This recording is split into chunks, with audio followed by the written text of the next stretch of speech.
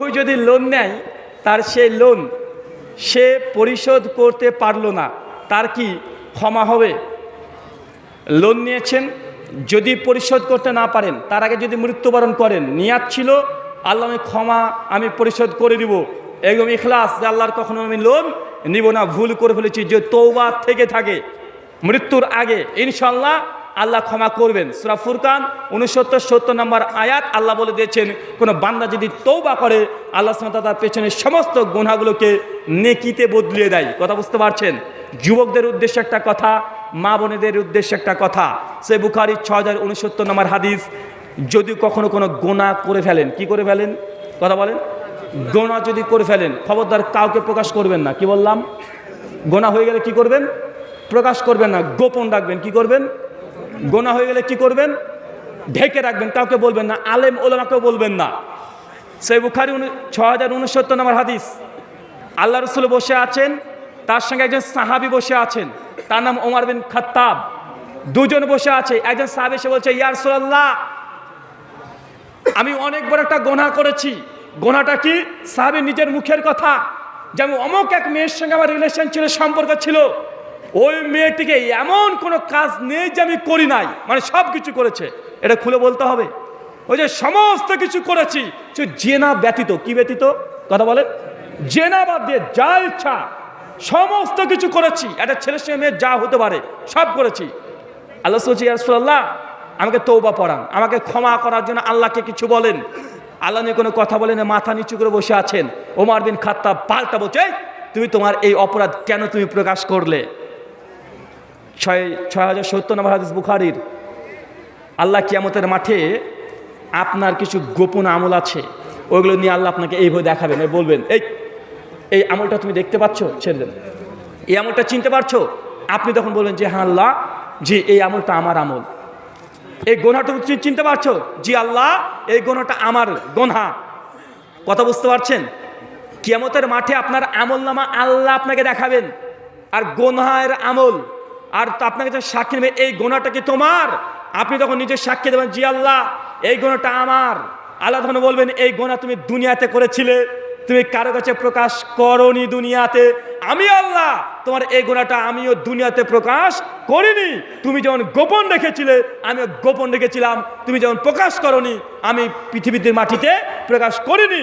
যাও আজকে দুনিয়াতেও, আজকে এই কিয়ামতের মাঠে তোমার গুনাহকে আমি মানুষের সামনে উন্মুক্ত করলাম না, প্রকাশ করলাম না। আপনার গুনাহকে আল্লাহ এইভাবে ছিঁড়ে ফেলে দিবেন, তথা আপনার এই গুনাহ আল্লাহ ক্ষমা করে দিবে। কি কাজ করলে বলেন তো চাচা? কি কাজ করলে? গুনাহ করেছেন, মানুষকে বলেননি। কি কথা বলেন? মানে পাপ করলে মানুষকে বলতে হয় না। কথা বুঝতে পারছেন? আর আপনি তো আছেন, কয়টা তোর গার্লফ্রেন্ড? 3টে। তোর বয়ফ্রেন্ড কটা? 5টা। কি কি করেছিস? সারা রাতে ভিডিও কল করেছি, ভিডিও আবার রেকর্ড করেছে, কোথায় মেয়ে, কোথায় বাড়ি, কোথায় ছেলের বাড়ি, ভিডিও কল সারা রাত ভোর করেছে। 3 দিন পর 4 দিন পর সোশ্যাল মিডিয়াতে লিঙ্ক ভাইরাল হয়ে যাচ্ছে। আছে না নাই? আছে না নাই? মানে পাপের কাজ করেছে, ভিডিওতে জেনা করেছে, ওইটাকে আবার রেকর্ড করে রেখে দিয়েছে। রেকর্ড করে তুমি যেমন রেখেছো, আল্লাহ তোমার লিঙ্ক ভাইরাল করে দিয়েছে, যে তুমি গোপন করতে। আল্লাহ সুবহানাহু ওয়া তাআলা কিয়ামতের মাঠে তোমার এই পাপগুলোকে ধার্তব্যের মধ্যে আনতো না। তাই গুনাহ যদি হয়ে যায়, এই গুনাহকে প্রকাশ করবেন না, ইনশাআল্লাহ। বলেন ইনশাআল্লাহ। আল্লাহ যে সমস্ত আমরা গুনাহ কাবিরা এবং সাগীরা করেছি, জানতে অজান্তে, আল্লাহ সুবহানাহু ওয়া তাআলা আমাদের গুনাহ খাতাকে তুমি ক্ষমা করে দাও। সকলে পড়ি আল্লাহুম্মা আমিন। আল্লাহ যারা আমরা অসুস্থ আছি, আমাদের প্রত্যেককে তুমি শেফায়ে কুল্লিয়া দান করো। সকলে পড়ি আল্লাহুম্মা আমিন। আমাদের মধ্যে যারা, একটু বলুন তো এটা নিয়ে। হ্যাঁ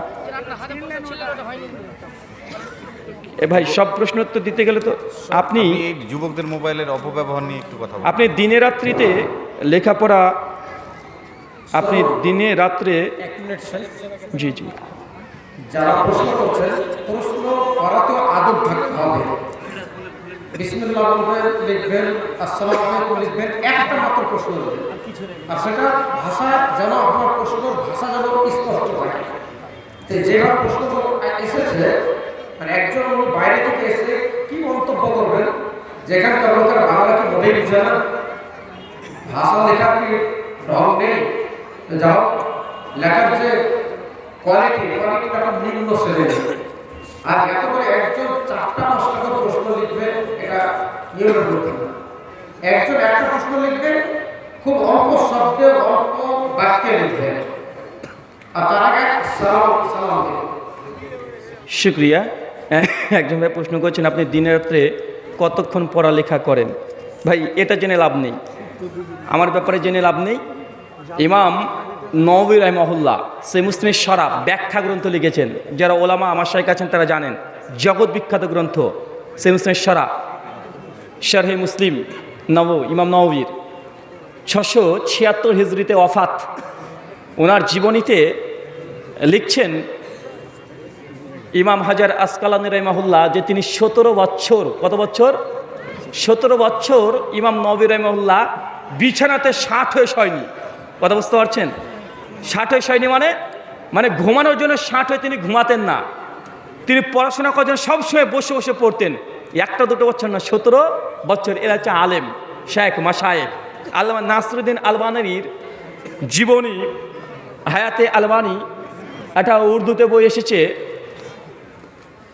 তো বলছে আলবানী রাহিমাহুল্লাহর পড়াশোনার গতি ছিল, তিনি যখন কোনো হাদিস তাহকিকের জন্য কোনো হাদিস খুঁজছেন, তো লাইব্রেরিতে যখন যেতেন সেই সময় ময়ে উঠতেন, উঠে সেলফ থেকে বই পাচ্ছে, তো বই পড়তে পড়তে পড়তে পড়তে একটা রাখে আর একটা পড়ে, রাখতে রাখতে রাখতে রাখতে মানে জোহর থেকে আসরের ওয়াক্ত হয়ে যেত, টেরি পেতেন না। কথা বুঝতে পারছেন? এছে শেখ মাশায়েখ। অগ্রিম টাকা নেওয়া জলসা করা এটাকে ঠিক? ভাই আমি কি অগ্রিম টাকা নিয়েছি? আমি কিন্তু অগ্রিম টাকা নিয়েছি নাকি? এটা আপনাকে বলে না, না না, ওটা বলছি না। সেটা উত্তর না না, আমি এই জন্য উত্তরটা দিতে চাচ্ছি, যখন আমি যদি বলি যে জায়েজ, তখন হুজুর মানে নিয়েছে, তাদের হুজুররা জায়েজ করে দিল। আসলে অগ্রিম যদি কেউ টাকা নেয়, এটা যদি কমিটির সঙ্গে যদি চুক্তি করে ফেলে, যেমন অমুক তারিখ অমুক ডেট এই সময়তে আপনার সঙ্গে ওয়াদা করলাম বক্তৃতা দেব অথবা স্কুলে পড়াতে যাব, তাহলে সে যদি চুক্তির দুজন যদি একমত হয়, কেউ যদি কিছু দেয়, এটা বৈধ, শরীয়ত বৈধ করে, তবে এটা উত্তম কাজ নয়। কথা বুঝতে পারছেন? যেমন ওয়াজ কন্ট্যাক্ট করে করা শরীয়তে জায়েজ, কিন্তু এটা উত্তম কাজ নয়, কারণ হারাম হওয়ার কোনো দলিল নাই। অনেকে আমরা আবেগে বলি যেটা হারাম, কিন্তু হারাম হওয়ার কোনো দলিল নেই। প্রথম এটাকে হারাম যিনি বলেছিলেন ইমাম আবু হানিফা রাহিমাহুল্লাহ, সহিহ বুখারী 5063 নম্বর হাদিস এবং সুনান তিরমিজি 2064 নম্বর হাদিসে ইমাম তিরমিজি সেই সময়তে হাদিসটাকে নকল করে দিয়ে বলে দিয়েছেন, যেমন একজন মাদ্রাসাতে শিক্ষক পড়াবে, সে চুক্তি করে বেতন নিতে পারবে। কথা বুঝতে পারছেন? কি বললাম? কথা বলেন তো ভাইজান। চুক্তি করে কি করতে পারবে? বেতন নিতে পারবে। মসজিদের ইমাম ইমামতি করবে, সে বলতে পারে আমার 15,000 টাকা ছাড়া আমি পারবো না ভাইজান, আপনি 9,000 টাকা দিতে যাচ্ছেন। উনি ইচ্ছা করলে আপনার মসজিদে সে যেতে না পারে, তার জন্য বলতে পারবেন না যে হুজুর টাকার লোভে মনে মসজিদে নামাজ পড়ছে। না, এটা লোভ নয়, এটা কি বলেন তো? এটা হচ্ছে সময়। এটা কি? সময়। দায়িত্বর উপরে নির্ভর করে চুক্তি হয়। কি কথা বলেন? কেউ যদি নামাজ পড়ায়, মাসে বেতন দিচ্ছেন, এটা জায়েজ। এখন কেউ ধরে না এসছে আপনার মসজিদে, না না আমি এসেছি, বলছে রাহুল ভাই জুমার নামাজ পড়িয়ে দেন। আমি যদি বলি ভাই 500 টাকা না দিলে জুমার নামাজ পড়াবো না, এটা হারাম। কিন্তু আমাকে যদি বলেন যে ভাই জুমার নামাজ আপনাকে প্রত্যেক মাসে প্রত্যেক জুমাতে পড়িয়ে দিতে হবে, এই সময়তে কোনো হুজুর যদি বলে যে আচ্ছা পড়াবো, আমাকে প্রত্যেক জুমা পিছনে 1000 টাকা দিতে হবে, কেন? এটা সে দায়িত্বের জন্য নিচ্ছে, নামাজের জন্য নয়। কথা বুঝতে পারলেন না ভাইজান? আবার যদি বলে যে ভাই ঠিক আছে 1 রাকাত নামাজ পড়ে দেন 100 টাকা, এটা হারাম হবে, কেন? এটা নামাজের জন্য হচ্ছে। শুক্রিয়া, জাজাকাল্লাহ খায়রান, বারাকাল্লাহ ফিকুম। আমরা আর প্রশ্ন নিচ্ছি না, একটা প্রশ্ন আসছে। আর জিনকে আমি আল্লাহ সৃষ্টি করতাম না, আল্লাহ বলছে সৃষ্টি করতাম না, মা নাফিস সেগা, যে আমি আল্লাহ মানুষকে সৃষ্টি করতাম না, জিনকে সৃষ্টি করতাম না। কেন করেছি? উত্তর আল্লাহ তারপরে দিচ্ছে ইল্লা, শুধুমাত্র কেবলমাত্র এই জন্যই লি আবুদুন, আমার ইবাদত করবে। তার মানে বোঝা গেল যে আল্লাহ সুবহানাহু ওয়া তাআলা মানুষকে সৃষ্টি করেছেন, আর যাকে আমরা দেখতে পাই না জিন জাতি, একে সৃষ্টি করার মূল উদ্দেশ্য আল্লাহর ইবাদত করব। আলোচ্য বিষয় ইবাদত কি এবং কেন আমরা বুঝতে পারলাম। আমাদের সৃষ্টির উদ্দেশ্য আল্লাহর ইবাদত করা। এখন বলেন তো ইবাদত কাকে বলে? বলেন। ভুল হলো বলতে হবে। আমার সঙ্গে আসলে আলোচনা মানে কথা। আমি প্রশ্ন করব, আপনাকে উত্তর দিতে হবে এবং বারবার প্রশ্ন করব। ভাই বলেন ইবাদত কাকে বলে? মাশাআল্লাহ। আর কেউ কিছু বলবেন?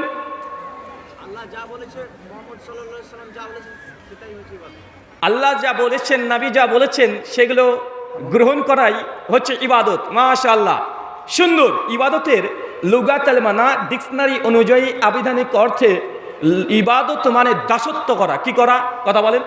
দাসত্ব করা। শাইখুল ইসলাম ইমাম ইবনে তাইমিয়া রাহিমাহুল্লাহ তার মিনাজুস সুন্নাহ বিন নাববিয়্যা প্রথম খণ্ডের 18 পৃষ্ঠা বলছেন, ইবাদত দুটো জিনিসকে বলে। এক, আল্লাহ যা আদেশ করেছেন গ্রহণ করা ইবাদত। দুই, আল্লাহ যা নিষেধ করেছে ছেড়ে দেওয়া, বর্জন করা, এটাই ইবাদত। বুঝতে পারলাম না?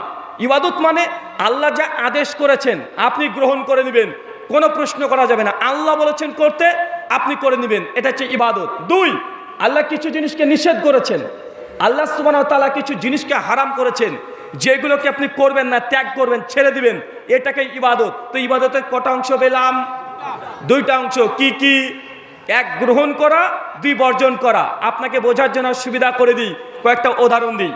আল্লাহ সুবহানাহু ওয়া তাআলা পবিত্র কোরআনুল কারীমে একাধিক জায়গায় বলছেন, আকিমিস সালাহ, তোমরা নামাজ কায়েম করো। এখন কেউ যদি নামাজ পড়ে, এটা আল্লাহর ইবাদত কি ইবাদত নয়? কেউ যদি যাকাত দেয়, ইবাদত কি ইবাদত নয়? কেউ যদি হজ করে, ইবাদত কি ইবাদত নয়? কেউ যদি দান করে, ইবাদত কি ইবাদত নয়? কেউ যদি বিবাহ করে, এটা ইবাদত কি ইবাদত নয়? কেউ যদি চুরি করে, এটা ইবাদত কি ইবাদত নয়? হ্যাঁ, ইবাদত নয়? চুরি করা ইবাদত নয়? আরে চুরি না করাটা ইবাদত। বুঝতে পারলেন না? চুরি না করা ইবাদত, সুদ না খাওয়া ইবাদত, ঘুষ না খাওয়া ইবাদত, প্রতারণা করা না করাটা ইবাদত। কেন? আল্লাহ এগুলোকে নিষেধ করেছেন। নামাজ পড়া যেমন ইবাদত, ঘুষকে ত্যাগ করা ইবাদত, সুদকে ত্যাগ করে দেওয়া ইবাদত। আপনি খুব ভালোভাবে জানেন যে আপনার এলাকাতে বন্ধন লোন আছে। আছে নাকি বন্ধন? কার কার বাড়িতে বন্ধন আছে? একটু হাত তোলেন তো। আল্লাহর অলিগুলোকে একটু দেখে যাই। হ্যাঁ, কারো বাড়িতে নাই? 80% বেরিয়ে যাবে। মাশাআল্লাহ, শব্দ আল্লাহর অলি এক একটা। নামাজ পড়া যেমন ইবাদত, সুদকে ত্যাগ করে দেওয়া, সুদকে বর্জন করে দেওয়া ইবাদত। আজকের এই আলোচনা শোনার পরেই যদি আপনি মনে করেন যে না, সুদ খাওয়াটা ইবাদত, সুদকে পরিত্যাগ করাটা ইবাদত, সুদকে ছেড়ে দেওয়া এটা আল্লাহ সুবহানাহু ওয়া তাআলা অনেক বড় ইবাদত, আপনি এবারে বুঝতে পারবেন। ধরেন আপনার একটা বিজনেস আছে, ব্যবসা আছে, এই ব্যবসাতে আপনি ইনভেস্ট করবেন, টাকা পয়সা নাই। এখন আপনি মনে করছেন যে না, আপনার মেয়েকে আর বউকে বন্ধক রেখে বন্ধন লোনের মাধ্যমে কিছু টাকা পাওয়া যায়। এই লোনটার নাম কি? বউ বন্ধক। পুরুষ মানুষকে দেয় ভাই, বন্ধন লোন পুরুষ মানুষকে দেয়। আপনি যদি বন্ধন অফিসে যদি দিন রাত 24 ঘন্টা বসে থাকেন, আপনাকে দেবে? যতক্ষণ বউটাকে বন্দুক না দিচ্ছেন ততক্ষণ লোন দেবে না। তার মানে আপনি বুঝতে পারছেন যে আপনার কোয়ালিটি কি পর্যায়ের, যে বউকে বন্ধক রেখে আপনি লোন নিচ্ছেন। এখন আপনি যদি বলেন ইন্নী আখাফুল্লাহ, নিশ্চয়ই আমি আমার রব আল্লাহকে ভয় করি, এই কথা বলে আজকে যদি তওবা করে যা বন্ধনের বকেয়া টাকা আছে সব শোধ করে দেন, পরিশোধ করে দেন, আর আপনি এই কথা বলে উঠবেন ইন্নী আখাফুল্লাহ, নিশ্চয়ই আমি আমার রব আল্লাহকে ভয় করি, আল্লাহ আজকের পর থেকে আমি বন্ধন লোন নয়, কোনো রকমের সুদের সঙ্গে যুক্ত হব না, আল্লাহ তোমাকে আমি ভয় করি, এই কথা বলেই যদি আজকে উঠতে পারেন, ভাই বলেন তো এটা ইবাদত কি ইবাদত নয়? নামাজ পড়া যতটা কঠিন, তার চাইতে ভয়ঙ্কর কঠিন হচ্ছে যারা বিড়িখোর, বিড়ি খায়, এই বিড়িটাকে ছেড়ে দেওয়া। কথা বুঝতে পারলেন না ভাইজান? আচ্ছা, বিড়ি কারা কারা খান একটু হাত তোলেন। হ্যাঁ, বিড়ি খাওয়া মানুষ নাই ভাই? একজনও নাই? মাশাআল্লাহ, কেউ নাই? এতে জান্নাতের সত্যি করে বাগান রে ভাই। তাবরানি মুজাবুল কবির একটা হাদিস আসছে, যেখানে ইসলামী আলোচনার সভা হয় সেখানকার জায়গাটাকে নাম দেওয়া হয়েছে জান্নাতের বাগান। তো আজকে দেখছি সত্যি করে এটা জান্নাতের বাগান, মানে এতগুলো মানুষ একটাও বিড়িখোর নাই। মাশাআল্লাহ। কি বিড়ি খাও তুমি?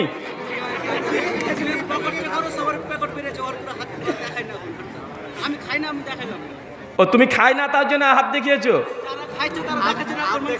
আচ্ছা, আপনাদের এই মালদা জেলাতে বিখ্যাত জিনিস কি? আম, তাই তো? মালদাতে কি বিখ্যাত? দিনাজপুরে ধান, তাই তো? আর আমাদের মুর্শিদাবাদের গুড়, খেজুরের গুড়, মানে এক একটা জেলাতে এক একটা জিনিস বিখ্যাত। তো আপনাদের এই মাজলিসে যারা আছেন, কারা কারা আম খেতে পছন্দ করেন, ভালোবাসেন, একটু হাত তোলেন তো, 2 হাত তোলেন। মাশাআল্লাহ, দেখেন অনেকে আছে। চাচা দেখেন, যখন বললাম বিড়ি কারা কারা খান, একজন হাত তুলেনি, যেন আম কারা খান সব আমরা হাত তুলছি। মানে আপনার হাত না তোলাটাই প্রমাণ করে বিড়ি খাবার এটা একটা হারাম খাদ্য। এটার জন্য দলিলের প্রয়োজন হয় না, এটার জন্য স্বতন্ত্র আলাদাভাবে কোরআন মাজিদ থেকে, হাদিস থেকে দলিলকে ঘেটে ঘেটে বের করে অনেক আলোচনা করা হয়েছে। আপনি যে আজকে হাত তুলছেন না, লজ্জাবোধ করছেন, তোমার রব আল্লাহকে তুমি লজ্জাবোধ করো, আল্লাহকে তুমি ভয় করো। যারা আজকে বিড়ি পান করছেন, সিগারেট খাচ্ছেন, জর্দা খাচ্ছেন, এটাকে পরিত্যাগ করে দেন। এটা হচ্ছে আল্লাহর জন্য হয়ে যাবে আপনার ইবাদত। কেন? হারামকে বর্জন করা এটাও ইবাদত। আল্লাহ সুবহানাহু ওয়া তাআলা তুমি আমাদেরকে এই কথাটা বোঝার তৌফিক দান করো। সকলে পড়ি আল্লাহুম্মা আমিন। সম্মানিত সুধী, তার মানে আমরা বুঝতে পারলাম ইবাদতের সংজ্ঞা, আল্লাহ যা গ্রহণ করতে বলেছে গ্রহণ করা ইবাদত। 2, আল্লাহ যা হারাম করেছে ত্যাগ করে দেওয়া, এটাও ইবাদত। অংশ 2, কিছু মানুষ আছে যারা ইবাদত করে জাহান্নামে যাবে। কোথায়? কথা বলেন। ইবাদত করবে কিন্তু ইবাদত করেও জাহান্নামে যাবে। কত কি বুঝতে পারছেন আমার কথা? কারা কারা বুঝতে পারছেন একটু হাত তোলেন। কি প্রশ্ন করলাম? ওটা তো বলিনি, বলছি কারা কারা বুঝতে পারছেন না তারা হাত তোলেন। কারা হাত তুলেছিলেন? দেখেছেন অবস্থা, চোর কিন্তু ধরা পড়ে যায়। মানে আমরা বাঙালি হচ্ছে হুজুগে বাঙালি, মানে হুজুর আর খারাপ কাজ করার জন্য তো হাত তুলতে বলবে না। হাত তোলার মানে আমরা ঝুলে হাত তুলে দিচ্ছি। ইবাদত করে কিছু মানুষ জাহান্নামে যাবে। আজকে জুমার দিন ছিল, আহলে হাদিস মসজিদ আলহামদুলিল্লাহ অন্তত পক্ষে নামাজের সময় সুন্নাতি কিরাতগুলোকে মেনটেন করা হয়। দেখবেন প্রত্যেক জুমাতে ইমাম সাহেব একটা কোরআন মাজিদ থেকে একটা আয়াত পাঠ করে। সূরাতুল গাশিয়া সূরা নম্বর 88 আয়াত নম্বর 2, 3, 4 আমিলাতুন নাসিবা। আল্লাহ কোরআন মাজিদে বলছেন এক শ্রেণীর ইবাদত গুজার বান্দা আছে যারা ইবাদত করে করে ক্লান্ত পরিশ্রান্ত হয়ে যাবে। আমিলাতুন নাসিবা, ইবাদত করে করে ক্লান্ত হয়ে গেছে। আল্লাহ প্রতিদান তাসলা নারুন হামিয়া, আমি আল্লাহ তাকে ধরে জাহান্নামে নিক্ষেপ করব। চাচা বুঝতে পারছেন? এটা আল্লাহর কোরআন মাজিদের কথা। আল্লাহ বলছেন এক শ্রেণীর ইবাদত গুজার বান্দা আছে যারা ইবাদত করে করে এত ইবাদত করেছে, ইবাদত করে ক্লান্ত হয়ে গেছে। আল্লাহ প্রতিদান তাসলা নারুন হামিয়া, আল্লাহ বলছে তারপরে তাকে আমি জাহান্নামে নিক্ষেপ করব। তার মানে আপনাকে বুঝে নিতে হবে, সমাজে এমন কিছু ইবাদত থাকবে মানুষ আমল মনে করবে, নেক কাজ মনে করবে, যে কাজের মধ্যে জান্নাতের আশা করবে, অথচ আল্লাহ বলছেন যে আমল করেও কিছু সংখ্যক মানুষ জাহান্নামে যাবে। এটা আল্লাহর কোরআন মাজিদের কথা। ভাই আমাদের সমাজে এমন ইবাদত আছে না নাই? আল্লাহর কোরআন মাজিদের কথাটা যখন এটা গভীরভাবে দেখবেন, আমিলাতুন নাসিবা, ইবাদত করে করে ক্লান্ত। ভাই এমন কোনো মানুষ আছেন যে একদিন নামাজ পড়তে পড়তে ক্লান্ত হয়ে গেছেন? হয়েছে কোনো মানুষ? আরে আমরা তো ফাঁকিবাজ, কোনো রকম মসজিদে আজান পড়বে, মসজিদে জুমার দিনেও আমরা মসজিদে দ্রুত আসি না, অপেক্ষা করে কখন খুতবার আজান পড়বে, অর্ধেক খুতবার শেষ, তারপরে আপনার গোসল হয় নাই, মানে দুর্বল গতিতে খুতবার শেষ লগ্নে এসে মসজিদে আমরা উপস্থিত হচ্ছি। আছি না নাই? আমরা আছি। আর কিছু মানুষকে দেখা যায় যে জুমার দিনে মসজিদে ঢুকে আগে বসে পড়ে। আছে না নাই? আগে কিছুক্ষণ বসে বসে একটুবার উঠেবার নামাজ পড়ে, এরকম মানুষ দেখা যায় না? অনেক মানুষ মনে করে যে মসজিদে ঢুকে আগে বসাটাই সুন্নাত। আছে না নাই? আছে না নাই সমাজে? যে আগে বসে কয়েক সেকেন্ড বসার পরে আবার উঠে নামাজ পড়ছে। অথচ সহিহ বুখারী কিতাবুস সালাত হাদিস নাম্বার 444 আল্লাহ নবী বলছেন কোন ব্যক্তি যদি মসজিদে প্রবেশ করে সল্লু রাকাতাইন, আগে তুমি 2 রাকাত নামাজ পড়বে, এটা মসজিদের হক। ইমাম সাহেব যদি খুতবা দেয় তারপরেও 2 রাকাত নামাজ না পড়ে আপনি বসতে পারবেন না, এটা একটা মসজিদের হক। কি বললাম? কথা বলেন। আল্লাহ বলছেন আমিলাতুন নাসিবা, মানুষ ইবাদত করে করেও তারপরে মানুষকে আল্লাহ জাহান্নামে দেবে। এখন সমাজে এরকম ইবাদত আছে না নাই? অনেকগুলো আছে। কিছুদিন পর আসছে রামাজান মাস, কথাটাকে মিলিয়ে নেবেন। অনেক মানুষ আছে দেখবেন আহলে হাদিসকে অনেকে ইংরেজের দালাল বলার চেষ্টা করে। এখন সোশ্যাল মিডিয়া সবাই বলছে যে আহলে হাদিস এরা ইসরায়েলের দালাল, এরা ইহুদিদের দালাল। ভাই বলছে কি বলছে না? অনেক মানুষ প্রমাণ করতে ব্যস্ত, আহলে হাদিস সমাজকে মানুষের সঙ্গে প্রশ্নবিদ্ধ করতে তারা ব্যস্ত। বিভিন্নভাবে তারা প্রমাণ করার চেষ্টা করছে যে আহলে হাদিস এই সমাজ এরা ইহুদিদের পক্ষে। আপনাকে বলে যাই যে আমাদেরকে যত আপনারা প্রমাণ করার চেষ্টা করেন না কেন, আহলে হাদিসের যে আকীদা যে মানহাজ এটাকে প্রশ্নবিদ্ধ করলেও এর 5 পয়সা মূল্য নেই। চলেন আপনাকে দেখিয়ে দিই। কিছুদিন পর আসবে রামাজান মাস। রামাজান মাসে আহলে হাদিসরা কয় রাকাত তারাবি পড়ে? 8 রাকাত। কিছু মানুষ আছে 20 রাকাত পড়ে, আছে না নাই? আছে। আবার যারা 8 রাকাত তারাবির নামাজ পড়ে তাদেরকে বলে এরা হচ্ছে নামাজ চোর, আছে না নাই? বা আমাদেরকে নামাজ চোর বলে না? ওই যে এরা দেখো 20 রাকাত নামাজকে কেটে কেটে 8 রাকাত করে দিয়েছে। আহলে হাদিস এমন একটা সমাজ, এরা বলে এটা নাই ওটা নাই, এরা বলে মিলাদ নাই, কিয়াম নাই, শবে বরাত নাই, হালুয়া রুটি নাই, বাপ মারা গেলে খানা নাই, বাপ মারা গেলে মিলাদ নাই, বুট গোনা নাই, ছোলা গোনা নাই। ভাই এইভাবে লিস্টটা দিয়ে বলছে যে আহলে হাদিস এরা এমন একটা সম্প্রদায়, এরা সমস্ত ইবাদতকে ছোট করে দিয়েছে। আমি বলি যে ভাই 8 টাকার তারাবি না 20 টাকাত, এই বিতর্ক অনেক পরে, কিন্তু সমাজে যেভাবে তারাবির নামাজ পড়া হয়। আমি আমার মসজিদের কথা বলি, আমি যেখানে বসবাস করি আমার এলাকা পুরোটা বেরলভী সমাজ, সুন্নি সমাজ। তো আমাদের যে মসজিদের ঈদের সময় ঈদের নামাজ রামাজান মাসে মসজিদে এশার নামাজ শুরু হয় 8টা 15-তে। কত? 8টা 15। 8টা 15-তে মসজিদে প্রবেশ করছে। এরপরে বিতের সালাত আছে, সুন্নাত আছে, নাফল আছে, তারপরে তারাবি আছে 20 রাকাত। টোটাল নামাজ পড়ছে 39 রাকাত। কত রাকাত? 39 রাকাত। আর হুজুরের সময় নিয়েছে 8টা 15-তে নামাজ শুরু করেছে, 9টা বাজতে 5-এ মসজিদ পরিষ্কার ফাঁকা হয়ে যায়, আছে না নাই? টোটাল সময় নিয়েছে 35 মিনিট, আর নামাজ পড়ছে 39 রাকাত। বা এটা হুজুর না রকেট? এটা হুজুর না রকেট? কথা বলেন। এই চিন্তা করা যায়, আশ্চর্য। খুব ভালোভাবে লক্ষ্য করে দেখবেন, যারা আলেম ওলামা শেখ মাশেখ আছেন তারা সকলে জানেন তারাবি এটা তো আরবি শব্দ, এটা তারবিয়াতুনের বহুবচন। তারাবি এটা বাংলা যদি মানে করেন তাহলে হবে থেমে থেমে পড়া, বিরতি দিয়ে পড়া, ধীর স্থিরভাবে পড়া, রিল্যাক্স করে পড়া, এনজয় করে পড়া, আরাম করে পড়া। তারাবি মানে বিরতি দিয়ে পড়া, মানে থেমে থেমে পড়বেন। তারাবি মানে কি? কথা বলেন। তারাবি মানে কি? আরাম আরাম করে পড়বেন, মানে কেউ কষ্ট যেন না পাবে। 2 রাকাত পড়বেন, একটু রিল্যাক্স করবেন, আবার 2 রাকাত পড়বেন, লম্বা সময় একটা রিল্যাক্স করবেন। কথা বুঝতে পারছেন? এই বিরতি যেটা দিচ্ছেন এই অংশটার নাম কি? তারাবি। মানে যেটা থামছেন 2 রাকাত 4 রাকাত পরে যে সময়টা থামা হয় এইটুকের নাম তারাবি। কথা বুঝতে পারছেন? মানে এই বিরতি দেওয়া। আর আমাদের সমাজে আছে কি? তারাবি মানে তাড়াতাড়ি, আছে না নাই? বাঙালি কি বুঝে নিয়েছে? তারাবি মানে তাড়াতাড়ি। নচেত দেখবেন মিলিয়ে নিবেন, এশার নামাজ যে ইমাম পড়ায় তারাবি ওই ইমাম পড়ায় কি পড়ায় না? দেখবেন এশার নিয়াত, এশা যখন নামাজ পড়ছে এইভাবে হুজুর আল্লাহু আকবার, আলহামদুলিল্লাহি রাব্বিল আলামিন।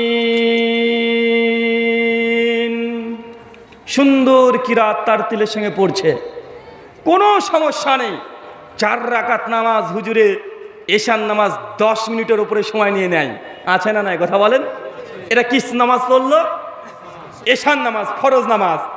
নামাজ যখন শেষ হয়ে গেছে হুজুর ঘুরে এবার বলছে, শুনুন, তারাবি নিয়াত করুন। এবার তারাবির নামাজ হবে, তারাবির নিয়াত সকলেই করুন। আমি ইমামের পেছনে পশ্চিম দিকে মুখ করিয়া, কিবলার দিকে মুখ করিয়া ইমামের সহিত তারাবির নামাজ পড়ছি। যারা এতটুকু পারবেন না বলেন ইমামের যা নিয়াত আমারও তাই নিয়াত, আল্লাহু আকবার। বা আছে না নাই? এখন হুজুরে এতক্ষণ পড়লে এশার নামাজ খুব সুন্দরভাবে তারাবির নামাজ পড়ছে, আল্লাহু আকবার, আলহামদুলিল্লাহ মালিকিদ দুনিয়া ইয়াকুনু বিনা নাস্তাইন আল্লাহু আল্লাহু সুবহানাহু ওয়া তাআলা কুফুয়ান আহাদ আল্লাহু আকবার সামি আল্লাহু লিমান হামিদা আল্লাহু আকবার শাহাদু লা ইলাহা ইল্লাল্লাহ আসসালামু আলাইকুম ওয়া রাহমাতুল্লাহ আসসালামু আলাইকুম ওয়া রাহমাতুল্লাহ আল্লাহুম্মা আমিন ওয়াইহাকা লা ইলাহা ইল্লাল্লাহ আল্লাহু আকবার। ভাই আছে না নাই কথা বলেন?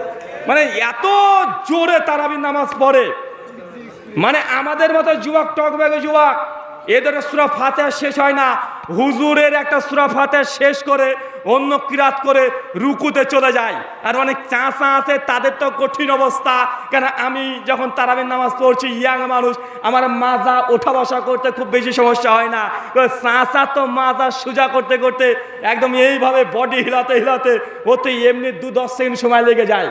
আমি নিজে চোখে দেখেছি যে ইমাম সাহেব তারাবির নামাজ পড়ছে, তো রুকুতে গিয়ে ইমাম সাহেব সিজদায় চলে গেছে, আর একজন বয়স্ক বৃদ্ধ চাচা তার রুকু থেকে উঠছে, উঠার পরে দেখছে সবাই দাঁড়িয়ে, উনি লুকমা দিয়ে দিয়েছেন। উনি ভাবছেন কি আবার রুকু করলাম তারপরে ইমাম সাহেব কেন আবার কি শুরু করে দিচ্ছে, মানে চাচা বুঝতে পারেনি, মানে রুকু থেকে উঠতে উঠতে ইমাম সাহেব 2 সিজদা হয়ে দাঁড়িয়ে পড়েছে। কথা বুঝতে পারলেন না ভাইজান? চাচা কিনা লুকমা দিয়ে দিয়েছে, নামাজ শেষে বলছে ইমাম সাহেব সিজদা লাগবে। তো কেন? এই আপনি এখানে কিরাত করেননি তো, সরি আপনি তো সিজদাতে যান নাই, আপনি রুকু থেকে উঠে আবার কিরাত শুরু করে দিয়েছেন। মানুষ তো মুসল্লি বলে কিরে, মানে সমস্যা কোথায় বলেন তো ভাইজান? মানে চাচার উঠতে বসতে সময় লাগে, কিন্তু যে টকবগের যুবক যে তারাবির সালাত আদায় করছে হাফেজ, ওর তো সময় লাগে মাত্র কয়েক মিনিট। আল্লাহ সুবহানাহু ওয়া তাআলা আমাদের তারাবির নামাজকে বাঙালির কাছে এসে করে দিয়েছে তাড়াতাড়ি নামাজ, তাই বলি তারাবির নামাজ আর দুনিয়াতে হয় না, এখন যা আছে তাড়াতাড়ি নামাজ। কি নামাজ? তাড়াতাড়ি নামাজ। আল্লাহ বলছেন আমিলাতুন নাসিবা, ইবাদত করে করে মানুষ ক্লান্ত করে শান্ত হয়ে যাবে।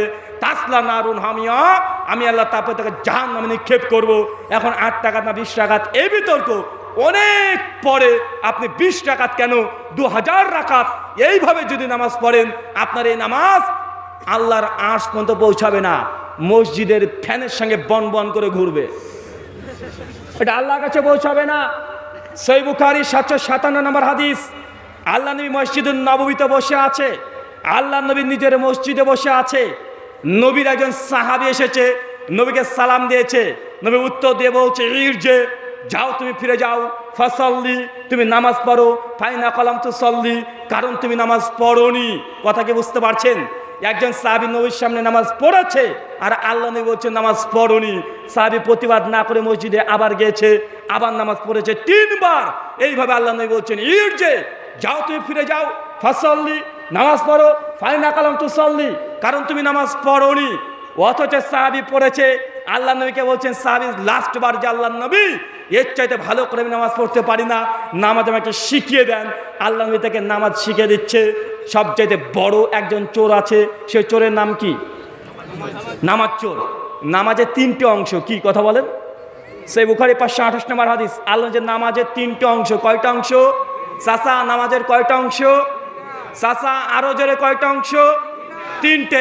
1, যার ওযু নাই 1 কোটি রাকাত নামাজ পড়লেও নামাজ হয় নাই। 2, যার রুকু হয় নাই তার নামাজ নাই। 3, যার সিজদা হয় নাই তার নামাজ নাই। চাচা আপনি রুকু কেমন করে করেন ওটা তো আমরা দেখতেই পাই, মানে রুকুতে কোনো রকম গিয়ে না দাঁড়িয়ে আবার সিজদায়, আছে না নাই কথা বলেন? মানে মাথাটাকে শার্ট করে দাঁড়াবে এমনটা নয়। সুনান কুবরা লিল বাইহাকি হাদিস নাম্বার 1780 এবং সহিহ বুখারী হাদিসে জিবরিল হাদিস নাম্বার 50 আসছে, যখন একজন ব্যক্তি নামাজে দাঁড়াবে, সুনান কুবরা লিল বাইহাকির রিওয়ায়াত, যখন দাঁড়িয়ে থাকবে সেই সময় তার চোখটা কোথায় থাকবে? কথা বলেন? ঘড়ির দিকে? হ্যাঁ, কে আসছে দেখার দিকে? কথা বলেন, কোন দিকে থাকবে? যেখানে সিজদা দেন, যেখানে নাক এবং কপাল ঠেকান, ওই জায়গাতে আপনার চোখ থাকবে। এদিক এদিক ইচ্ছাকৃত তাকানো যাবে না। কিন্তু আমরা না আল্লাহু আকবার দেখেনি, আছে না নাই কথা বলেন? আছে। আপনি ইবাদত করছেন, বলেন তো ভাই আল্লাহ সুবহানাহু ওয়া তাআলা ইবাদত কি কবুল করবেন? মানুষ ইবাদত করেও জাহান্নামে যাবে, যখনই কুরবানি ঈদ চলে আসে সেই সময় মানুষের মধ্যে বিতর্ক যে হুজুর ভাগা কুরবানি দেওয়া যাবে, ওই হুজুর বলেছে যাবে না, এ হুজুর বলছে যাবে, আমরা কি করব এখন বলেন তো? ভাগা কুরবানি দেওয়া যাবে কি যাবে না? আমি তো বলি চাচা ভাগা কুরবানি অনেক পরে, একটা গোটা গরু যদি কুরবানি করে দেন, সৌদি থেকে লাল উট নিয়েছে যদি কুরবানি করে দেন, আল্লাহ যে আপনার এই কুরবানিকে কবুল করে নেবেন এর কোনো নিশ্চয়তা নাই। সূরাতুল মাইদা আয়াত নম্বর 28 ইবনে কাসির দেখে নেবেন। পৃথিবীর প্রথম মানুষের নাম কি? নবী আদম আলাইহিস সালাম, তার সন্তান ছিল হাবিল কাবিল। আল্লাহ সুবহানাহু ওয়া তাআলা দুই ভাইকে কুরবানির আদেশ করেছিলেন কি করেন নাই? কথা বলেন, দুই ভাই কুরবানি করেছে কি করে নাই? এখন আপনাদের কাছে আমার প্রশ্ন, আল্লাহ সুবহানাহু ওয়া তাআলা দুই ভাইকে কুরবানি করার আদেশ করেছিলেন, আল্লাহ সুবহানাহু ওয়া তাআলা কি দুই ভাইয়ের কুরবানি কবুল করেছিলেন? কথা বলেন, কবুল করেছিলেন না? একজনের কবুল করেছিলেন, একজনের কুরবানি কবুল করে নাই, ধুলি কণার মতো উড়িয়ে দিয়েছে, 5 পয়সা মূল্য দেয় নাই। এখন আপনারাও আদম সন্তান, আমরাও আদম সন্তান। চিন্তা করে দেখেন, পৃথিবীর প্রথম মানুষ, প্রথম নবী, প্রথম সন্তান, প্রথম কুরবানি আল্লাহ একজনের কবুল করছেন, একজনের ধুলি কণার মতো উড়িয়ে দিয়েছেন। আমরাও আদম সন্তান, আমরাও যদি কুরবানি করি, আল্লাহ কি আমাদের কুরবানি করলে কবুল করে নেবেন? হ্যাঁ, ভাগা কুরবানি দিচ্ছেন, যাবে কি যাবে না ও মাসলা পরে, কিন্তু আপনি যখন কুরবানি ভাগা দিচ্ছেন নিয়াত কি আপনার? একটা খাসি দিলে 10,000 লেগে যাবে গো, মেয়ে আমার 3টের বিয়ে দিয়েছি, এই আমার অনেক বড় গোষ্ঠী আছে, এখন মাংস আমি কিভাবে দেব? মাংস তো দিতে পারবো না, মাংস কি বলে 2-1 পিস দেব? এই জন্য তার সামর্থ্য আছে একটা গোটা ছাগল দেওয়া, তারপরে দেয় না, আছে না নাই? ও চলেছে ভাগাতে, আছে না ভাইজান?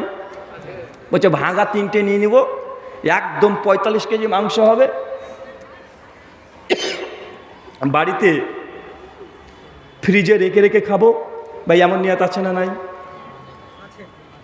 চাচা আপনি যতই বলেন যে নাই, অন্তর কিন্তু এটাই বলে আপনার, বলে কি বলে না?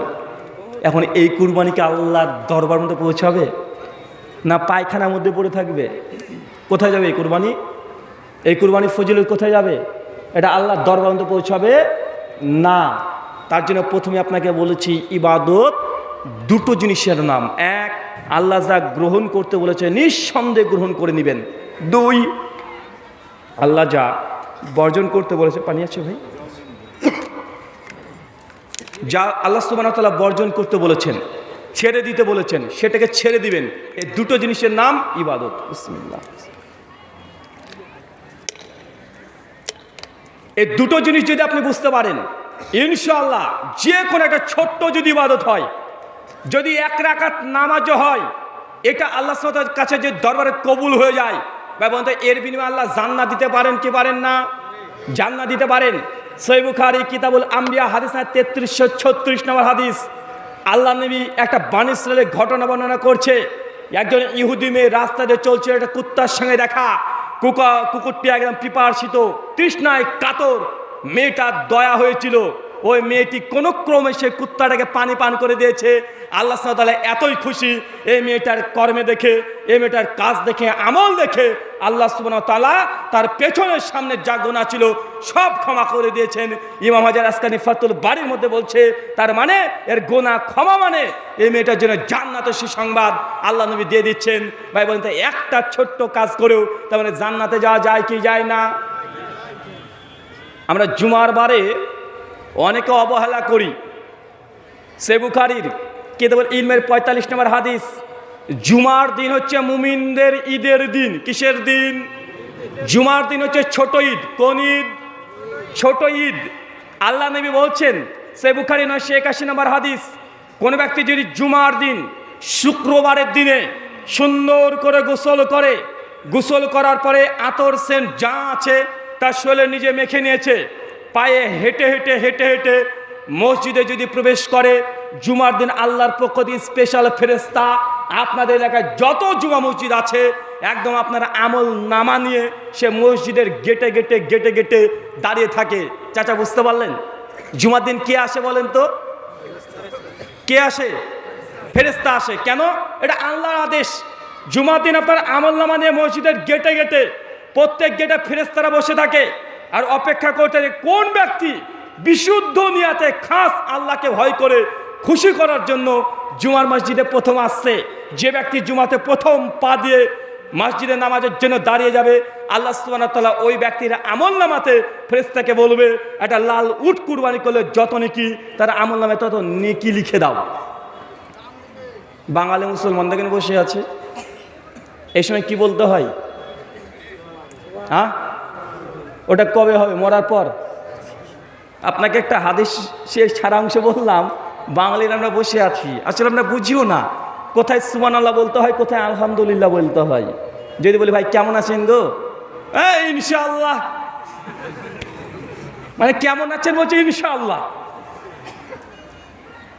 ইনশাআল্লাহ বলতে হয় যখন কোনো কাজ করবেন নিয়াত করেছেন, ভবিষ্যৎ, কথা বুঝতে পারছেন চাচা? ইনশাআল্লাহ কখন বলতে হয়? ভবিষ্যতে কোনো কাজ করবেন, ভাই বাড়ি যাবেন, ইনশাআল্লাহ যাব। ভাই কলকাতায় যাবেন না, ইনশাআল্লাহ যাব। বা ও কাজটা করবেন না, ইনশাআল্লাহ করব। ভাই দাওয়াত খাবেন না, ইনশাআল্লাহ খাবো। ভবিষ্যৎ কোনো কাজ করার নিয়াত পরিকল্পনা চিন্তা করলে কি বলতে হয়? ইনশাআল্লাহ। আলহামদুলিল্লাহ কখন বলতে হয়? যখন আপনাকে কোনো খুশি হয়েছেন, আনন্দিত হয়েছেন, তখন আপনি বলবেন কি কথা বলেন?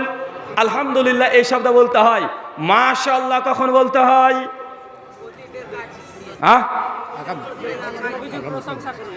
নবীজির প্রশংসা করলে, অন্য কারো প্রশংসা করলে, কোনো কিছুর প্রশংসা করলে, যখনই কোনো সুন্দর জিনিস দেখবেন, ভালো জিনিস দেখবেন, তখন কি বলবেন কথা বলেন? যেমন এই যে একটা সুন্দর দেখেছেন, এটা মসজিদ, মাশাআল্লাহ, চমৎকার, আলহামদুলিল্লাহ, কথা বুঝতে পারছেন না ভাইজান? সুন্দর একটা ছেলে, ফুটফুটে সুন্দর ছেলে, এই ছেলেটাকে দেখেছেন, দেখে প্রথমে যদি বলেন আরে কত সুন্দর দেখতে রে তোর ছেলেটা, আল্লাহ নেই বলছেন তাবরানী আসাদের হাদিস, কোন সুন্দর জিনিস দেখার পরে কেউ যদি আল্লাহর শরণাপন্ন না হয়, সে যদি মাশাআল্লাহ না বলে, ওই জিনিসের ওপরে, ওই বস্তুর ওপরে, ওই প্রাণীর ওপরে একদম নজর লেগে যাওয়ার সম্ভাবনা আছে। আইনুল হাক্কুন, নজর লাগা সত্য, নজরের শেষ ফলাফল কবর। সুন্দর একটা বিল্ডিং বাড়ি করেছেন, সবাই যদি বলে হেব্বি লাগছে, অনেক সুন্দর, যদি কোনো ব্যক্তির যদি নজর থাকে, আল্লাহর নজর যদি এটা লেগে যায়, তাহলে এই বাড়িওয়ালা থাকবে না, কবর মতো পৌঁছে যাবে। তাই মা বোনেদের উদ্দেশ্যে একটা কথা, যারা বাবা হয়েছেন তাদেরও কথা, এই কথাটা আজকে বাড়িতে নিয়ে যান। আপনার ছেলে যদি সুন্দর হয় দেখতে, কেউ যদি শুধু বলে হেব্বি দেখতে, অনেক সুন্দর দেখতে, ওর মুখে একটা আগে বাড়ি মারবে, আগে মাশাআল্লাহ বল, কথা বুঝতে পারলেন ভাইজান? মাশাআল্লাহ বল, বাড়ি আছে সুন্দর, কেউ যদি সুন্দর বাড়ি করছেন তো বলে ভাই মাশাআল্লাহ বলেন। কেন? এটা আপনার ক্ষতি করতে পারে, এটা আপনার ক্ষতি করবে, চরম ক্ষতি করবে। সুনান আবু দাউদের হাদিস, আল্লাহ নবী বলছেন মাগরিবের পর থেকে এশা পর্যন্ত কোনো ছোট্ট ছোট শিশুকে বাড়ির বাইরে বের করা যাবে না। সেই সময় জিনের উৎপাদ বেশি হয়, সেই সময় ইবলিশ শয়তান বেশি ঘোরাঘুরি করে। মানে মাগরিব থেকে এশা এই মুহূর্তে জিন এবং শয়তান বেশি বেশি রাস্তায় চলাচল করে। এই সময় আপনার সোনামণি ছোট্ট বাচ্চাকে নিয়ে অযথা বাড়ির বাইরে যাবেন না। যদি যেতেই হয় প্রথমত যাবেন না, যেতেই যদি হয় প্রথমে সূরা ইখলাস একবার পড়বেন, সূরা নাস একবার পড়বেন, সূরা ফালাক একবার পড়বেন, আয়াতুল কুরসি একবার পড়বেন, তারপরে ছেলেটাকে 3 বার ফুঁক দেবেন, তারপরে বাড়ির বাইরে বের হবেন।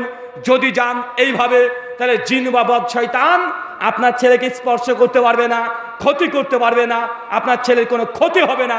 কিন্তু আপনি ঢ্যাং ঢ্যাং করে নিয়ে চলে যাচ্ছেন, মাগরিবের পরে আপনার ছেলের উপরে জিনের আক্রমণ আসতে পারে, জিন আসার করতে পারে। আমরা অনেকে বলি যে হুজুর আমাদের বাড়ি একটু বন্ধ করে দেন, আছে না নাই? বাড়ি বন্ধ করে দেন, আছে না ভাইজান? আরে বাড়ি বন্ধ আপনি নিজেই করতে পারবেন। হুজুররা এই বলে ইনকাম করে নিচ্ছে, মানে আপনার বাড়িতে ভয় লাগছে, বা আপনার ছেলেকে জিনে আসার করেছে, গভীর রাত্রে হলে শুধু কেঁদে কেঁদে ওঠে, আছে না নাই কথা বলেন? গভীর রাত্রিতে কেঁদে কেঁদে উঠছে, হঠাৎই ভয় পাচ্ছে। আপনি হুজুরের কাছে চলে এসেছেন যে হুজুর, আর যেমন তেমন হুজুর না, তাবিজ হুজুরের কাছে। কোন হুজুরের কাছে? সমাজে কিছু হুজুর আছে না তাবিজ হুজুর। আমি ওলেমাদেরকে 2 ভাগে ভাগ করেছি। একটা হচ্ছে ওলেমায়ে ইকরাম, মানে সম্মানিত আলেম ওলেমা। কি বললাম? ওলেমায়ে কেরাম মানে সম্মানিত আলেম এবং ওলেমা, যারা সম্মান পাওয়ার যোগ্য। আরেকজন আছে ওলেমায়ে কেরাম নয়, ওলেমায়ে ক্রাইম। কি বলেন তো ভাইজান? ওলেমায়ে ক্রাইম আছে না সমাজে? ক্রাইম মানে বোঝেন না? যারা যুবক আছেন, ওলেমায়ে ক্রাইম মানে কি? ক্রাইম আরে অপরাধী, এরা ক্রিমিনাল, জনসাধারণের টাকাকে আত্মসাৎ করছে। জন্ম থেকে শুরু করে মৃত্যু পর্যন্ত সব জায়গায় হুজুরকে আগে টাকা দিতে হয়। জন্মিয়েছে হুজুর বলছে মিলাদ দাও, জন্মানোর পরে হুজুরের কাছে চলে যাচ্ছে তাবিজ নিতে, মানুষ মরে যাচ্ছে, হুজুরকে গিয়ে বলছেন যে হুজুর আমার আব্বা মারা গেছে। হুজুর মনে মনে আপনার বাপ মরলে যা খুশি হয় অন্য কোনো মানুষ এত খুশি হয় না। কিছু হুজুর আছে আপনার বাপ মরলে খুশি হয়, যখন বলে হুজুর আমার আব্বা মারা গেছে মনে মনে বলে আলহামদুলিল্লাহ ইন্না লিল্লাহ, মানে আলহামদুলিল্লাহ মনে মনে বলে, বলে পরে ইন্না লিল্লাহ বলে। যদিও সুনান তিরমিজি 2063-তে কোনো মানুষ যদি মারা যায় সেক্ষেত্রে আলহামদুলিল্লাহ বলাটা জায়েজ। কথা বুঝতে পারছেন? যদি আপনার সন্তানও মারা যায় আলহামদুলিল্লাহ, আল্লাহ সিদ্ধান্ত মেনে নিয়েছেন, তারপর ইন্না লিল্লাহ এটা বলা সুন্নাহ। ইবনে মাসউদ থেকে আবু সাঈদ খুদরি থেকে সেই সনদে রিওয়ায়াত বর্ণনা আছে। তার মানে আপনাকে আমি এটা বোঝানোর চেষ্টা করছি যে আপনি নিজে নিজের বাড়িটাকে বন্ধ করতে পারবেন। কি করবেন? বাড়িতে ঢোকার পূর্বে আগে সালাম দিবেন। কি দেবেন? সালাম দেন। কারা কারা বাড়িতে ঢোকার সময় সালাম দেন? একটু হাত তোলেন তো। আরে তোলেন না রে ভাই, টাকা চাচ্ছি।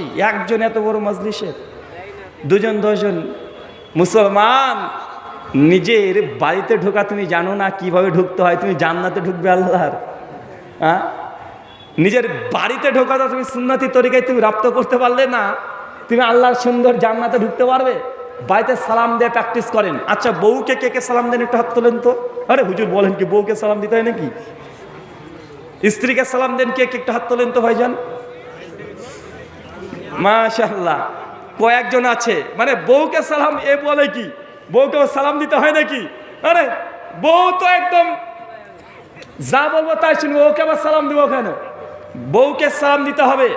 বাড়িতে ঢুকে প্রথমে যদি সালাম দেন, বাইরের কোনা কাঞ্চিতে যেখানে যত জিন শয়তান আছে সব পালিয়ে যাবে। কে পালিয়ে যাবে? চাচা, চাচা কে পালিয়ে যাবে? জিন শয়তান যা আছে সব পালিয়ে যাবে। বাড়িতে যখন নিজের জানলাগুলো বন্ধ করবেন, কি বন্ধ করবেন? জানালা বন্ধ করবেন, বিসমিল্লাহ বলে বন্ধ করবেন। বাইরে থেকে কোনো জিন শয়তান যদি আপনার ভেতরে দেখার চেষ্টা করে, বিসমিল্লাহ বলার সঙ্গে সঙ্গে এই জিন শয়তানের চোখের উপরে আবরণ পড়ে যাবে। মানে বিসমিল্লাহ সালাম দিয়ে ঢুকলে বাড়িতে জিন শয়তান থাকে না, দূর থেকে সে আপনার জানলা দরজা খোলা থাকলে দেখার চেষ্টা করে। কথা বুঝতে পারছেন? যেমন জানলা লাগাবেন বিসমিল্লাহ বলে, তখন ওই জিন শয়তান যারা আছে আপনার ভেতরে কি হচ্ছে এটা দেখতে পাবে না। 3 নম্বর কাজ, বিছানায় যখন যাবেন আগে পরিষ্কার করে ঝাড়ু দিয়ে দিবেন। কথা বুঝতে পারলেন না ভাইজান? একটু ঝাড়ু দিয়ে পরিষ্কার করে নেবেন। বিছানাতে বসে পড়বেন, আবারও পড়বেন সূরা ইখলাস, সূরা নাস, সূরা ফালাক, আয়াতুল কুরসি।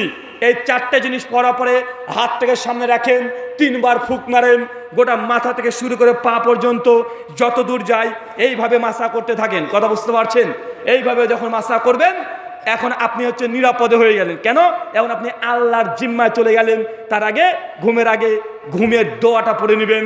এখন যদি আপনি ঘুমিয়ে পড়েন, এখন আপনার জন্য ফেরেশতা নিযুক্ত করে দেওয়া হবে। কি নিযুক্ত করে দেওয়া হবে? কথা বলেন। ফেরেশতা নিযুক্ত করে দেওয়া হবে। কাজ পরিবর্তন করবেন। একজন ফেরেশতা, আল্লাহ এই ব্যক্তির যা গুনাহ করেছে তুমি ক্ষমা করে দাও। কথা বলে বুঝতে পারলেন না? মুমিন ঘুমাবে তবুও নেকি,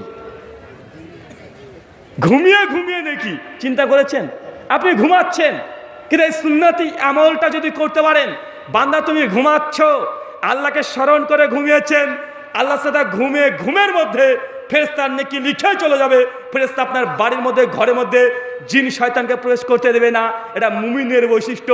আল্লাহ বলছে মুমিনকে দেখে অবাক হতে হয়। মুমিনের কোনো কাজেই লস নেই। যদি সে রাস্তায় চলতে হতে কাঁটা যদি পায়ে চলে আসে, আর কাঁটা যদি ফুটে যায়, তবুও সে যদি সবর করে ধৈর্য ধারণ করে, তবে তার গোনা যদি হয় আল্লাহ গোনাগুলোকে মিটিয়ে দেয়। কি করে দেয়? কথা বলেন, কি করে দেয়?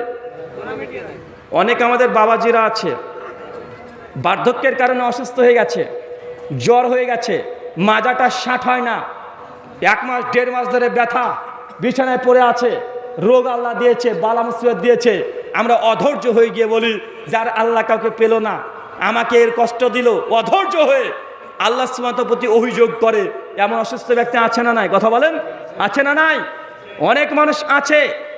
জামে তিরমিজি 3611 নম্বর হাদিস, আল্লাহর নবীর কাছে আতা বিন আবি রবা, একজন বিখ্যাত তাবেঈ, ইবনে আব্বাস একদিন আতা বিন আবি রবাকে বলছেন যে আতা বিন আবি রবা তুই জান্নাতি মেয়ে দেখবে, জান্নাতি মেয়ে। আতা বিন আবি রবা তাবেঈ, ইবনে আব্বাস নবীর সাহাবী। ইবনে আব্বাস আতা বিন আবি রাবাকে বলছে জান্নাতে কোনো মেয়ে দেখবা?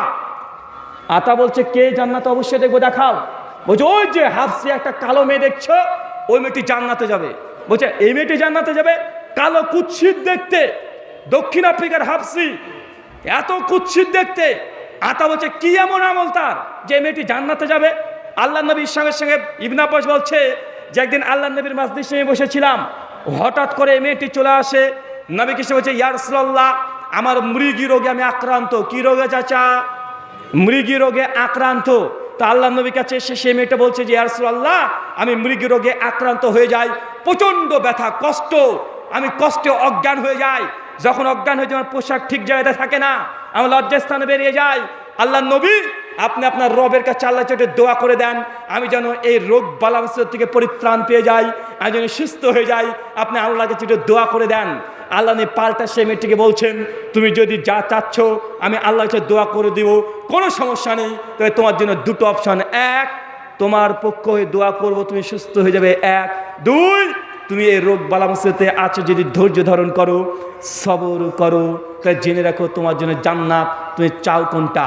সেই হাফসি কালো কুচকুচি মেয়েটা বলছে ইয়া রাসূলুল্লাহ, আমার প্রয়োজন নেই, আপনার দোয়ার প্রয়োজন নেই, বরং আমি ধৈর্য ধারণ করব, সবর করব, আমি ধৈর্যের বিনিময়ে আমি আল্লাহর সন্তুষ্টি চাই, আমি জান্নাত যেতে চাই। যখন এই কথা বলেছে মেয়েটি, সঙ্গে আল্লাহ নবীকে মেয়েটি পাল্টে বলছে ইয়া রাসূলুল্লাহ, দোয়া দরকার নেই আমার ভালো হওয়ার জন্য, তবে এই দোয়াটা করেন যে আমি মাঝে মাঝে অজ্ঞান হয়ে গেলে আমার লজ্জায় স্থান বেরিয়ে যায়, আল্লাহ কাছে দোয়া করেন আমার লজ্জায় স্থান থেকে যেন কাপড় সরে না যায়। চাচা বুঝতে পারলেন হাদিসটা? কি বলেন তো? যদি অসুস্থ হন কি করতে হবে? ধৈর্য ধারণ করতে হবে। কেন? যত ধৈর্য ধারণ করবেন জান্নাতের নিকটবর্তী হচ্ছেন। কিসের কথা বলেন? আল্লাহ বান্দাকে বালা রোগ মুসিবত দেয়, এটাই আল্লাহ চাচ্ছেন বালা তুমি দুনিয়াতেই। এই জ্বরকে বলা হচ্ছে হাদিসের ভাষাতে জাহান্নামের আগুন। কথা বুঝতে পারছেন? কোনো বান্দার যখন জ্বর হচ্ছে আল্লাহ নেই বলছে জাহান্নামের আগুন। আল্লাহ চান না কোনো বান্দাকে জাহান্নামের দাউ দাউ করে আগুনে জ্বলে দিতে, এই জন্য আল্লাহ দুনিয়াতে একটু জ্বর দিয়ে দেয়। ধৈর্য ধারণ করেন, জাহান্নামের আগুন আস্তে আস্তে আস্তে আস্তে আপনাকে মুক্তি দেবে। মানে গোনা খাতা আপনার ধ্বংস হয়ে যাচ্ছে।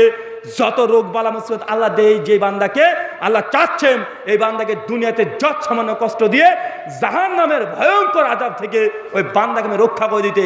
চাচা, বার্ধক্য নেমে এসেছে, কষ্ট হবে, বার্ধক্যের যন্ত্রণা, ব্যথা, অসুস্থতা এটা 100% আসবেই। অবশ্যই এই ক্ষেত্রে যে ধৈর্য ধারণ করেন, জেনে রাখেন আপনার জন্য জান্নাত অপেক্ষা করছে। কি কথা বলেন? জান্নাত অপেক্ষা করছে। এটা হচ্ছে সবর, ধৈর্য ধারণ করা। ইবাদত দুটো অংশের নাম, আবারও বলে দিই। এক, আল্লাহ যেগুলোকে আদেশ করেছেন সেগুলো গ্রহণ করা। দুই, আল্লাহ যেগুলো বর্জন করতে বলেছে সেগুলো ছেড়ে দেওয়া। ভাই, আপনাদের কার কার বোন আছে? একটু হাত তোলেন তো। বোন, সিস্টার, বোন কার কার আছে? আছে, মাশাআল্লাহ। আচ্ছা, বোনের জমি মেরে খেয়ে নিয়েছেন, বোনকে জমি দেননি কারা কারা? এটা হাত তোলেন। কে কে আছেন বোনকে জমি দেননি? কারা কারা আছেন বলেন না রে ভাই। কি ব্যাপার? এরা ভালো কাজে হাত তোলে, খারাপ কাজে হাত তোলে না? মানে আপনাদের খারাপ কাজ নাই? জি,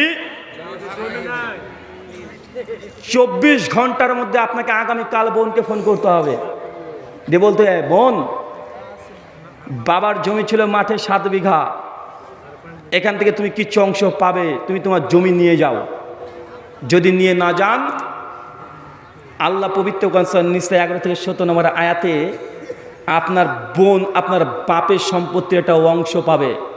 আপনি যতই গর্ব করে বলেন না কেন যে আমার বোনের তো আমি টাকা খরচ করে বিয়ে দিয়েছি, আমার বাপ তো বোনের জমি বিক্রি করে, বাপের জমি বিক্রি করে কি দিয়েছে? বোনের বিয়ে দিয়েছে। তাই বোনের সম্পত্তি শেষ না, বাপের সম্পত্তি যা আছে আপনার বোন একটা অংশ পাবে। কি পাবে? কথা বলেন। কি পাবে? অংশ পাবে।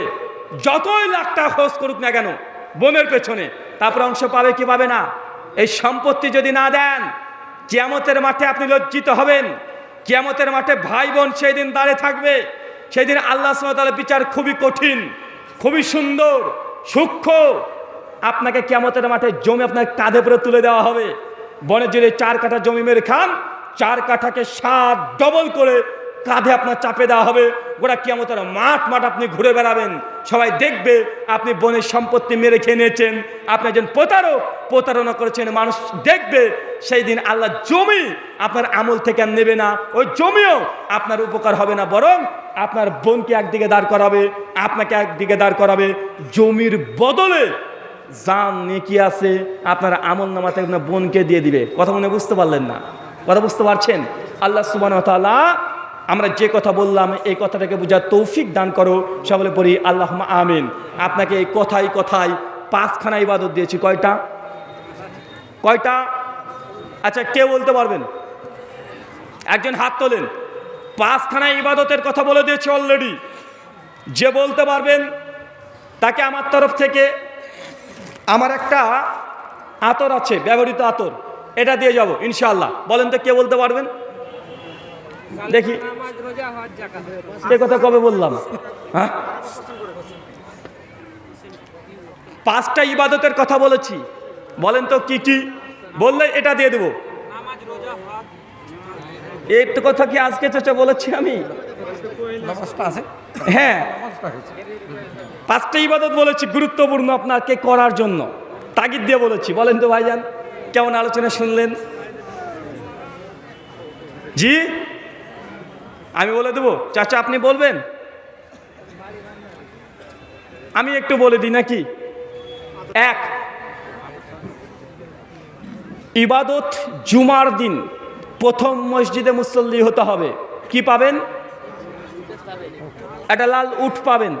যদি প্রথম না হতে পারেন, সেকেন্ড হলে একটা গাভী গরু পাবেন। কথা বুঝতে পারছেন?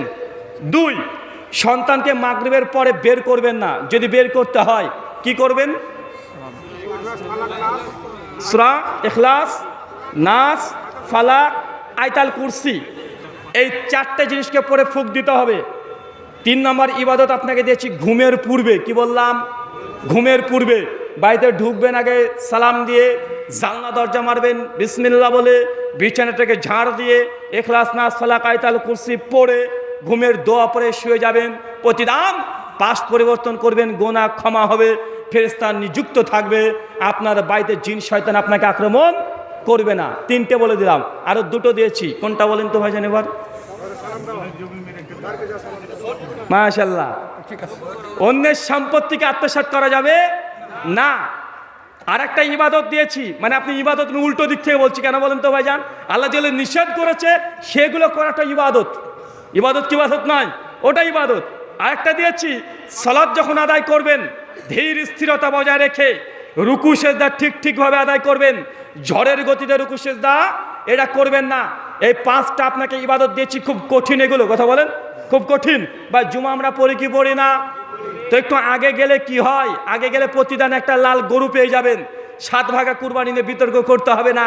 কিয়ামতের মাঠে যখন দেখবেন মিজানের পাল্লার উপরে একটা লাল উট, আপনি নিজে অবাক হয়ে যাবেন। আমি উট কবে করলাম?